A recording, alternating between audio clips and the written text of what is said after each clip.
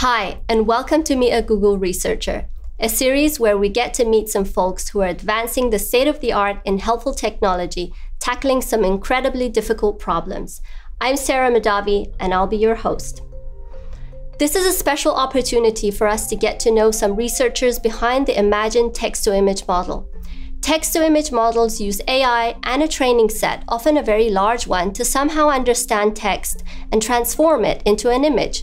So basically, the output image is generated conditioned on the input text, also known as a prompt. Imagen is a diffusion model-based approach. It generates images with a remarkable degree of photorealism and language understanding. If you haven't heard about diffusion models, stay tuned. We'll go deeper into that soon. Chitwan Saharia and William Chan are two of the groundbreaking researchers who have developed Imagen.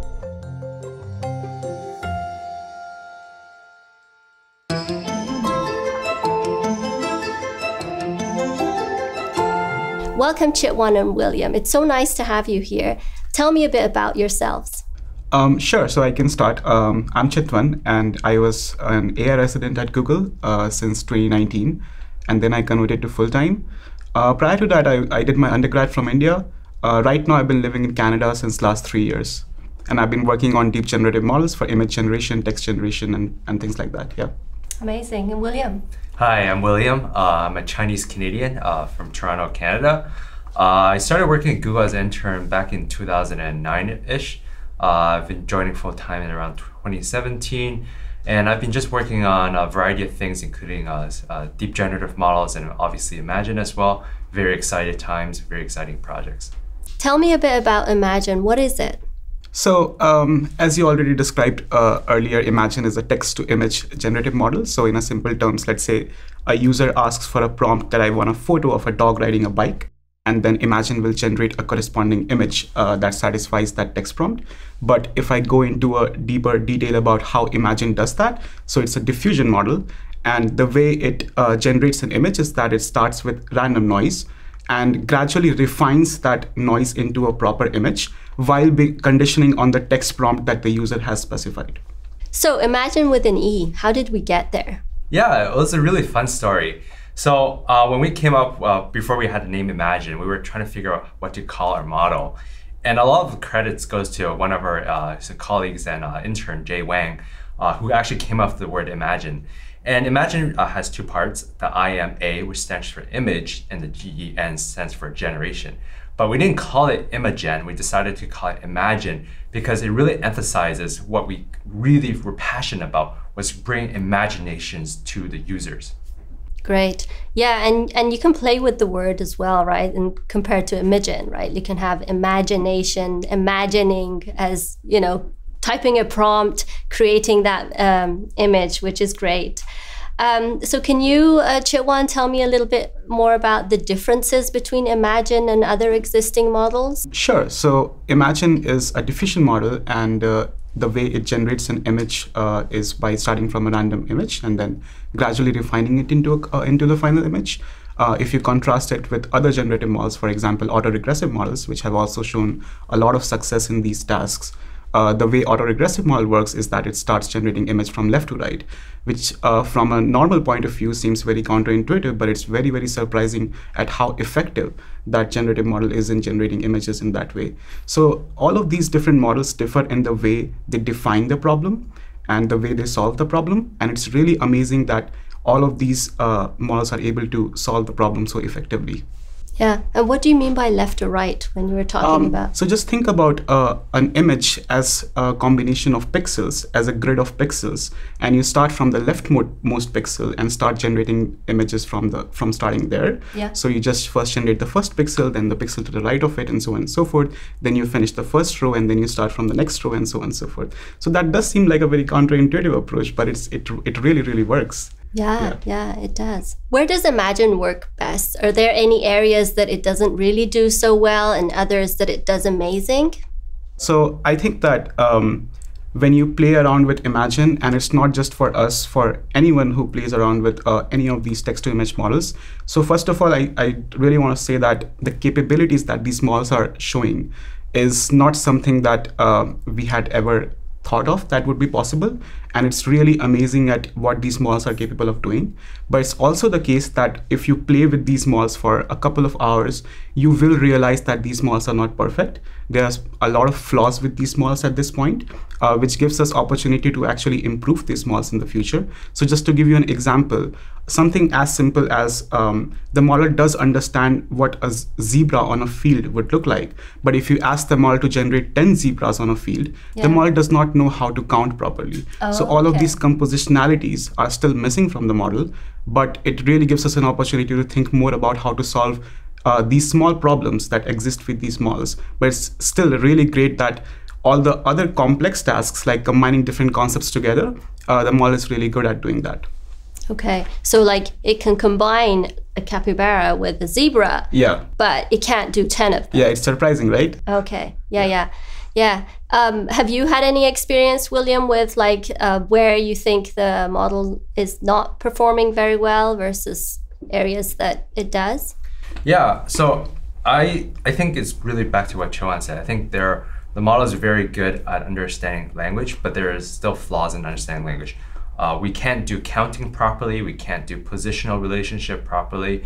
But the model seems to be very good at merging concepts, as you mentioned earlier, like between like the capybara and the zebra and whatnot. So the truth is, we don't really know still. Like we're still learning from the model and exactly how where it's doing better and where it's not doing better. So we're still learning, and it's a learning process for us still. All right, so going back to the earlier days, when you first got your first results and those exciting moments, what was your team's reaction or your reaction when you saw these first images? What was the feeling? So I think for us, the way I remember it is that we knew that the model, for example, was not doing very well initially. It was not very well aligned to text prompts that we really want from a text-to-image model. But we had a couple of intuitions about why this might be happening and what should we try. And we took a leap of faith, tried a bunch of things, and just saw what happens. And suddenly the model just started working. And then it gave us a positive reinforcement that, okay, these techniques really work, so let's push more on them. And gradually we were able to improve the model. It's definitely not something that happened overnight. I think it took us a long time to realize what are the issues and how we can improve them. But yeah, like when it started working, we were like so fascinated by it. And we just created a very small demo of how to play with the model, and we just started playing with it. And I think during the early days, we were up till 3 a.m. at night, trying all different possible prompts and just being surprised every time that it just works. Yeah. So you said you tried a couple of things to kind of tune it, fine tune it, or make it work. What was it that you tried? So there are many, if I dive into a little bit of detail here, there are many important components that make Imagen what it is. There's a component of having a very strong text encoder, which gives really good representations of the text prompt that you're providing to the model. And there are many improvements to the generative model itself, the way you do the refinement from random noise to the image, how you guide it with the prompt that you have provided and things like that. So yeah, there are like all of these small improvements just came together in a very nice way and made the model what it is. Mm-hmm. Yeah, and I think we're learning too how to insert better prompts. It's called text prompt engineering or something like that, right? How to insert better prompts to give the output that we want. Do you remember, William, that those first moments, the first pictures that you got? Maybe you can explain from your point of view. Yeah, I think it's really defined by two words. One is excitement, the other is laughter. And there was a lot of laughter trying to come up with the funniest prompts, merging a zebra, a capybara, or making a brain sitting on a rocket ship riding to the moon. So those are really fun and funny moments for us. And also a moment of imagination as well. Like, what can we possibly imagine to put into the model and spit out something really funny? And also very fun from the perspective of what can other users imagine out, and we learn about imagination and the creativity other users have and learn from that creativity as well. So it's really excitement and laughter for me. Yeah, I remember myself trying to enter prompts that I was sure it couldn't get it right, but then it somehow merged some images together or, created something that was amazing. So did it all work at once, or was it like a gradual transition from something like a kid's finger painting to a sketch from Da Vinci or, a Monet? Can you explain a little bit? It was definitely not something that just worked out of the box. It was a challenging problem to solve. And I still believe that we have not solved it completely. But yeah, even reaching up to this point, it took us a lot of iterations to gradually make the model better and better. And so, for example, I was initially referring to all these different components coming together and us discovering that these components are really important and how to make them fit together in a good model. Thinking more about super resolution, like once you generate a really good text-aligned small image, how do you make that image bigger? Because once the images become bigger, they become much more appealing to people. So going through all of those steps, I think there were a lot of challenges, but it turned out pretty well.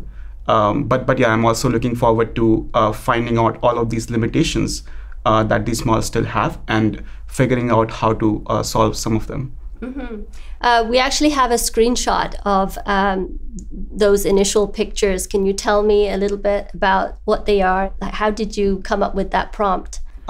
Sure. So I think at that point, once the model started working, we just had some random prompts in our mind based on what previous papers were published. We had some prompts that we really specifically wanted to test. To compare? To compare and also to see if these are possible or not with our model. And we just basically compiled together all of these examples and shared with the group.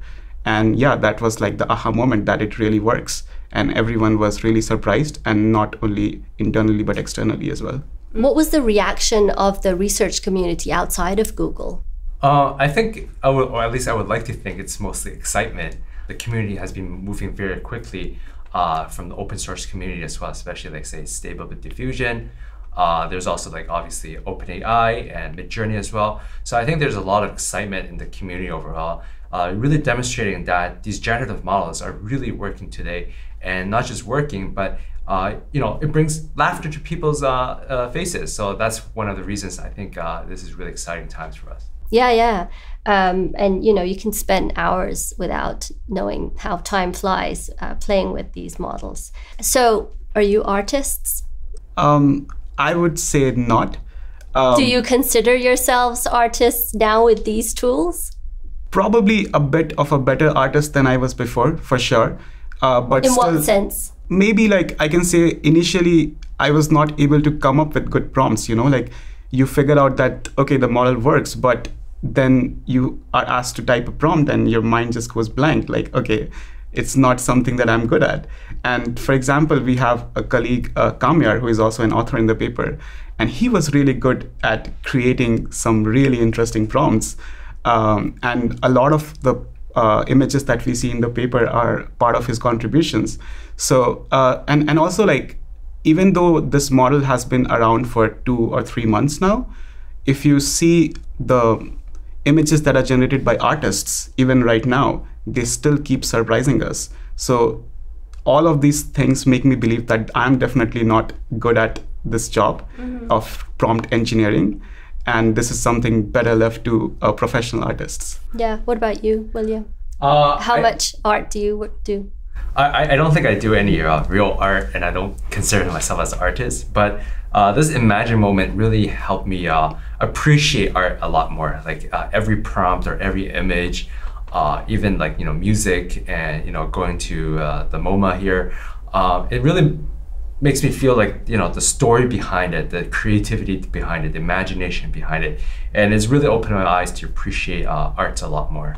Yeah, and I think it has helped us connect with art more and maybe search up artists and artworks to be able to come up with images that are similar to their work.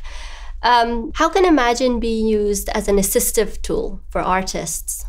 That's a very good question. I think on the top of my head, there are several applications that artists can find from models like Imagen. So for example, consider an artist that has a concept in their mind, and they put that into a thought, and then the model can convert it into a visual representation of that thought. So it's basically a brainstorming assistant for an artist where they can put some of their thoughts into the model, and the model can create a rough sketch of what they're thinking about, and then the artist can iterate over it more and more again and again to create a finer version of that can be basically used as an inspiration for their content creation.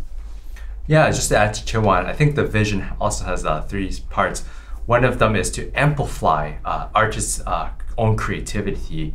The second is to discover new creativity that artists may not have known that they already possess. And finally, I think is my most exciting one, is to really help artists share this creativity with other artists and people around the world. So now you do consider yourselves artists? We are considering ourselves as helping artists, not actually being artists. Yeah, okay. In what ways do you think Imagen can be improved? Are there any existing barriers at this point? Yeah, I think it's really 2 or 3 components. One is text-to-image alignment. So what that means is you want the image generated to follow the text prompt more closely. For example, as alluded to earlier, can we count better, do more positional relationships better? Can we do more complex compositionality better? The other aspect is image fidelity. So that's the quality of the image. Can we improve the quality of the image overall? For example, when I have a corgi or something, can I model the fur with fine-grained details? I think the final component is really just bigger resolutions. Right now we're at 1K by 1K images, but can we scale this up to 4K by 4K images, or even scale this up across time to generate, say, videos as well? How about you, Chitwan? So as William said, I'm also excited about both of these different directions, text-to-image generation as well as text-to-video generation, music generation, and things like that. So you can imagine going from a script to a music or going from text to a video. And I personally feel that all of these things are in the realm of possibility right now. So it will be really exciting to actually push these things over the edge and actually make it happen. But also from the text-to-image frontier, we are in the process of identifying different limitations of these models and make them actually come from working to absolutely perfect. And I think that's something that will also require a lot of research. So I'm equally excited about both of these directions. Okay, so now I have a question from both of you. So what does it take for one person to get to this point, to be a Google researcher and also to be able to develop such models? I think most of these projects actually require a huge amount of teamwork. It was a huge team that we had that led to building of Imagen, and everyone's contribution was absolutely critical to make it happen. So I don't think that these projects are actually possible to be executed on your own. And yeah, I'm really happy that I have such a great team at Google that I can work with and collaborate with. And we are not just colleagues. I think this project also brought us closer as just friends. So yeah, it was a really amazing experience as a team. And when we actually got the model working, I think everyone in the team was equally happy about it. So yeah, that's an amazing experience. Yeah, and you? Yeah, I think I completely agree with what Chitwan said. I think the teamwork really brought us together. I'm learning from Chitwan every day still, learning from the rest of my team as well. So yeah, I think teamwork, working together, it's really fun. It's really rewarding. I think teamwork is your component. Now let's add one more word. I think it will be passion. I think passion for the problem, passion for the research. And passion brings fun and laughter as well. So I think both teamwork and passion for me. And staying up late hours. Yeah, and that's why we are able to stay up late hours, right? Because we are just passionate about this problem. That's awesome. Thank you, William and Chitwan. It was a pleasure to have you here, and I learned a lot. Thank you for having us. Thank you, Sarah. Thank you. Today, we talked to 2 of the researchers behind the Imagen text-to-image models. We heard a bit about how Imagen works and their personal experience getting from an early idea to a model that can create some impressive results. However, there are still many avenues that are to be explored, from the technical aspects of how to improve the quality of the outputs, or where these models can be applied to the societal and ethical aspects. Questions like, how do these models reflect existing biases and stereotypes in our society, and how can we reduce the effect of these biases? Or how will they affect the creative process and our definition or perception of creativity?